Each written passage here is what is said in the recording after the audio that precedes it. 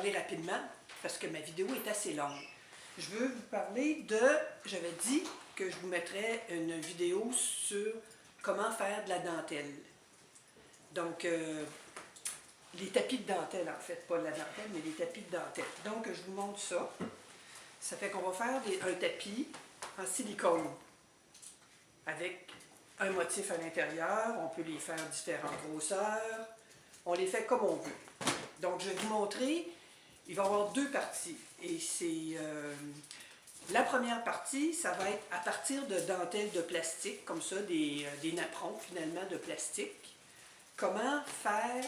Comment les découper, les préparer pour les mettre dans un boîtier en carton ou en coroplast, c'est comme vous préférez. Et fait que ça va être ma première partie. Ma deuxième vidéo va être sur préparer le produit, le couler et le démouler pour finir par arriver à ça.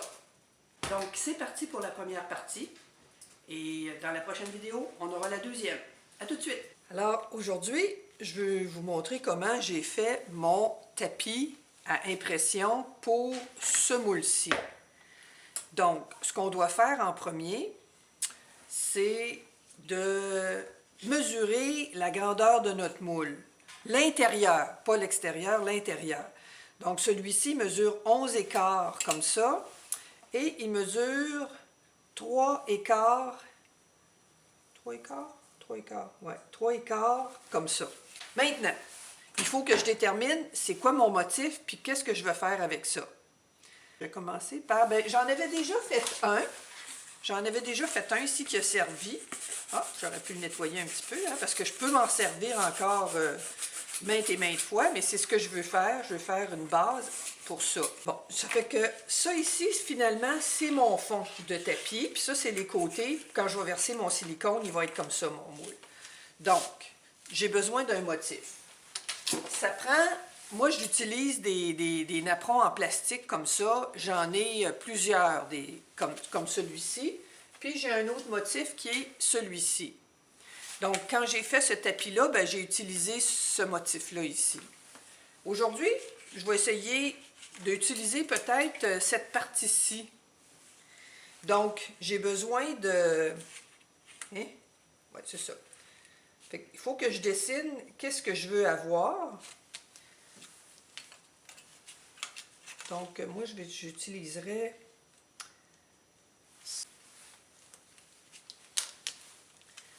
Donc, je pourrais utiliser ça ici. Donc, j'utilise un X-Acto pour travailler avec ça ici.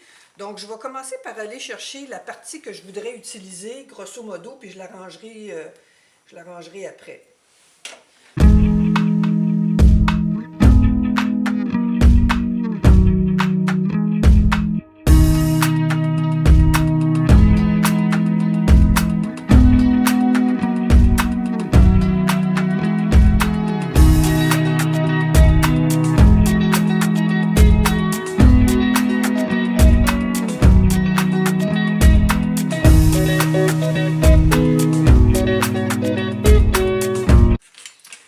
Ça va faire. Pour pas que ça reste collé dans le fond, ce que je fais, c'est que j'applique au verso de ça, parce que, tu sais, ça ici, c'est très plat, puis ça ici, c'est surélevé. Donc, je prends le côté très plat et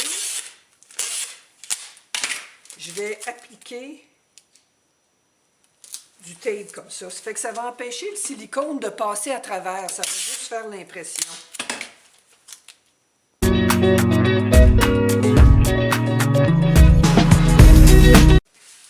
Ça ici, c'est parfait. Je vais juste couper le surplus. Des fois, je trouve que ça va mieux avec des ciseaux quand il y en a peu à enlever. Bon. Donc ça, c'est beau.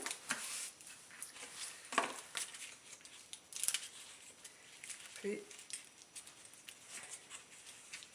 ça rentre bien dans mon moule. OK, maintenant, pour faire ce moule-là, j'en ai déjà fait en coroplast. Du coroplast, vous savez, c'est comme du carton, mais en plastique. Ça travaille bien aussi. Ça a donné un beau résultat. Mais je trouve que c'est plus facile de travailler avec ça. Juste à cause des... Ici, là, c'est comme ondulé, puis c'est plus...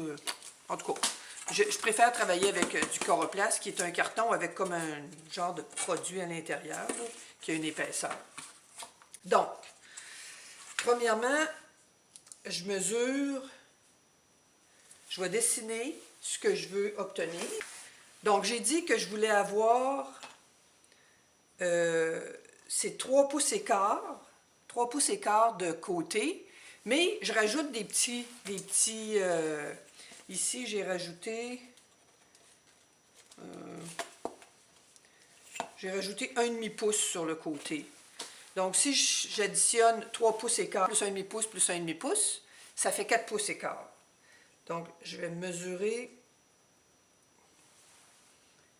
4 pouces.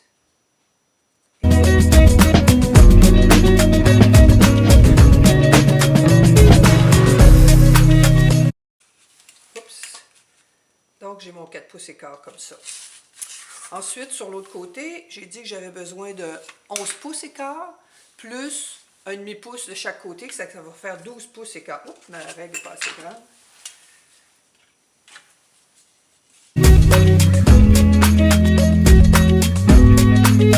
Voilà. Maintenant, moi ici, je me fie toujours sur mon tapis ici où est-ce que j'ai des lignes. Donc, je peux m'assurer là que je suis vraiment à l'équerre. Comme ça. Donc, comme je vais aller maintenant dessiner mon demi-pouce de chaque côté. Donc, ici, j'ai 1,5 pouce.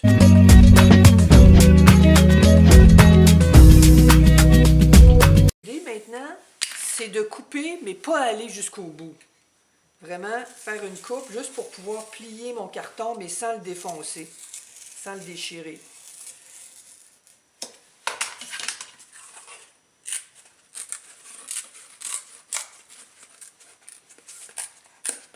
Comme ça, je m'assure ici que ça ne coulera pas quand je vais verser mon silicone à l'intérieur.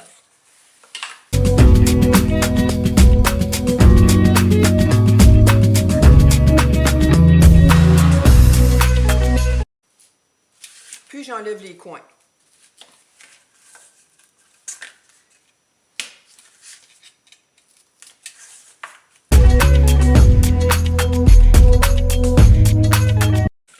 Donc, il me reste juste à coller les coins avec de la colle chaude. Je vais allumer mon pistolet à colle. J'avais oublié de l'allumer. Bon, fait qu'on est rendu à coller. Moi, je le fais avec un fusil à colle. Mon chum me dit qu'on pourrait faire ça avec du silicone. Moi, je connais bien le fusil à colle, ça fait que j'ai décidé d'utiliser ça. Donc, je mets ça. Ça sèche assez rapidement, mais pour être certaine, je mets juste un petit tape par-dessus le temps que ça sèche complètement. Donc, je fais la même chose dans les coins, dans les 4 coins, en fait. Puis, je peux en ajouter un petit peu sur le côté ici, au cas qu'il y ait un petit trou et que ça coule.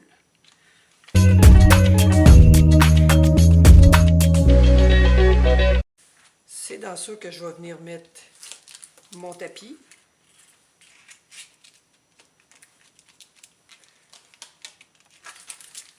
J'en ai fait un autre aussi, tout à l'heure. Donc, je viens juste l'installer. Puis, on va faire la préparation du silicone. Je vais préparer l'autre aussi, puis je vous reviens. J'espère que mes explications sont claires, que vous allez aimer, partager, et bientôt, on se revoit pour la partie 2.